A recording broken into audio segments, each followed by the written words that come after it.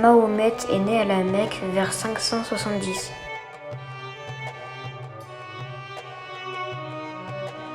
Selon la légende, à 12 ans, Mahomet rencontre Bahira, un moine chrétien qui reconnaît en lui un prophète venu annoncer la parole divine.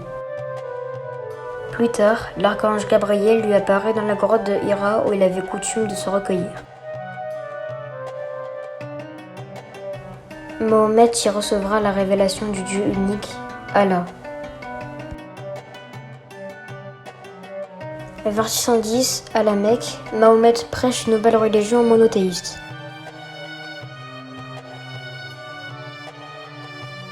Cependant, de nombreux Mécois n'apprécient pas le monothéisme de Mahomet ni ses attaques contre la divinité traditionnelle. Mahomet est banni de la Mecque. Il doit fuir vers l'oasis de Médine où il diffuse la nouvelle religion, l'islam. La fuite de Mahomet à Médine est appelée l'hégire, l'exil par les musulmans.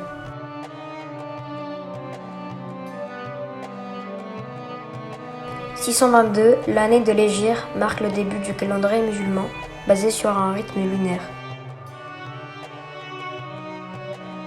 En 630, 8 ans après l'hégire, Mahomet et ses partisans reconquièrent la Mecque. C'est le début de l'essor de l'islam, troisième religion monothéiste à naître au Moyen-Orient, après le judaïsme et le christianisme. Mahomet meurt en 632.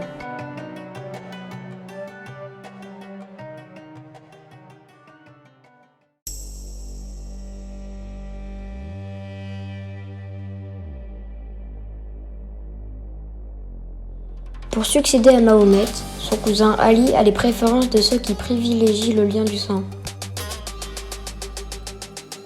Mais la majorité des musulmans lui préfèrent son fidèle disciple Abou Bakr au nom des traditions tribales.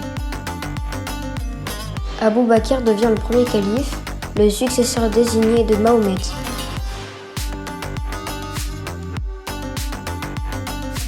Cette succession sera à l'origine des deux branches de l'islam.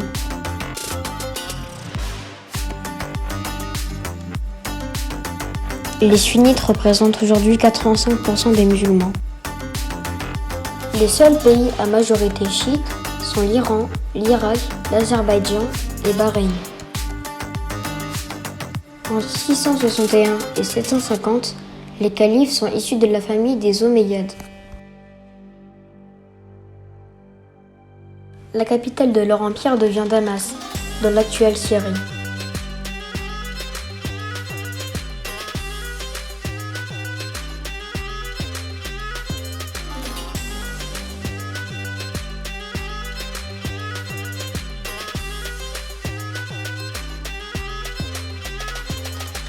Les musulmans se rassemblent le vendredi pour prier dans la mosquée.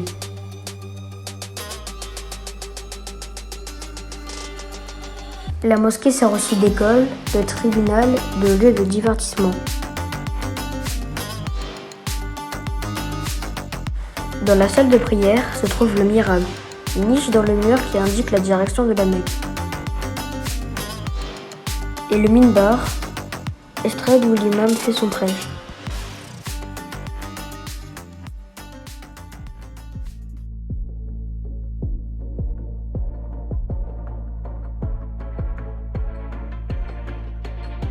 À la mort de Mahomet, l'islam domine déjà une grande partie de la péninsule arabique.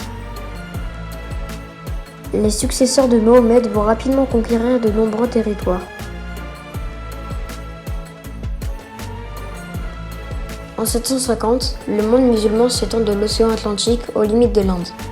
L'islam devient la religion commune. L'arabe est la langue de l'administration et d'une nouvelle culture.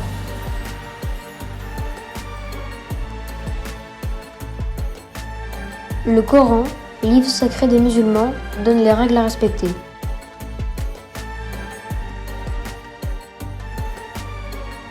Le calife est le chef religieux et politique du monde musulman.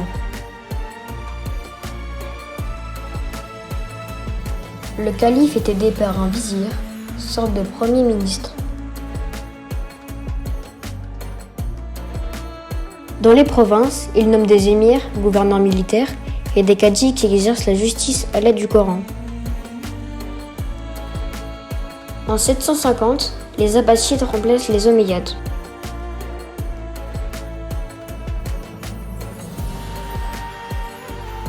En 750, les Abbassides établissent leur capitale à Bagdad, Irak.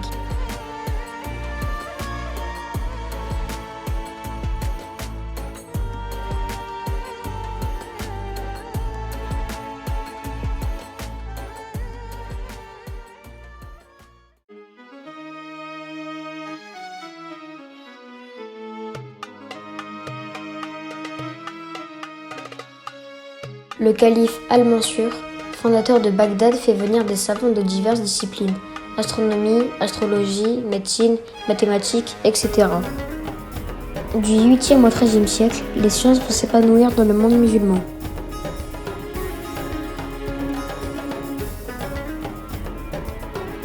Les savants sont persans, arabes, berbères, juifs, chrétiens ou musulmans.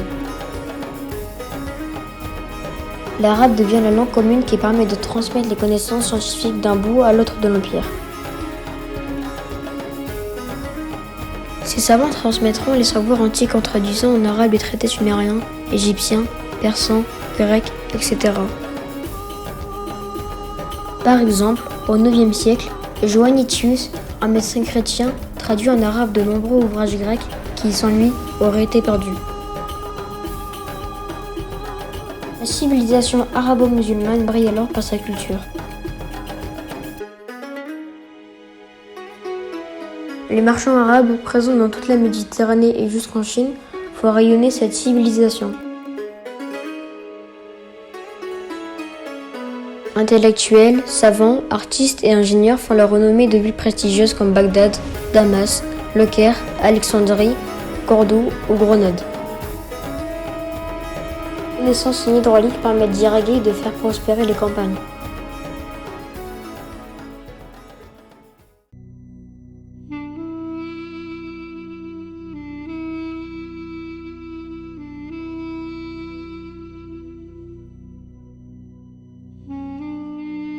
Peu à peu, l'empire abbasside se disloque. Le véritable pouvoir est exercé par des dynasties régionales, autonomes et rivales.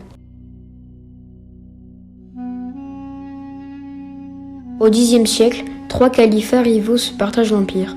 Le califat abbasside de Bagdad au Moyen-Orient, le califat du Caire en Égypte et le califat de Cordoue en Espagne.